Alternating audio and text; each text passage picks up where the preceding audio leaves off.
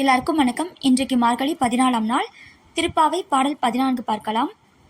உங்கள் புழக்கடை தோட்டத்து வாவியுள் செங்கலுநீர் வாய் நெகிழ்ந்து ஆம்பல் வாய் கூம்பினக்கான் செங்கற் போடிக்கூரை வெண்பல் தவத்தவர் தங்கள் திருக்கோயில் சங்கிடுவான் போதந்தார் எங்களை முன்னம் எழுப்புவான் வாய் பேசும் நங்காய் எழுந்திராய் நாணாதாய் நாவுடையாய் சங்கோடு சக்கரம் ஏந்தும் தடக்கையன் பங்கைய கண்ணானை பாடேலோர் எம்பாவாய்.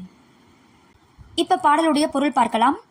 எங்களை முன்னதாகவே வந்து எழுப்புவேன் என்று வீரம் பேசிய பெண்ணே, கொடுத்த வாக்கை மறந்ததற்காக வெட்கப்படாதவளே, உங்கள் வீட்டின் பின்வாசலில் உள்ள தோட்டத்து தடாகத்தில் செங்கலுநீர் மலர்கள் மலர்ந்துவிட்டன.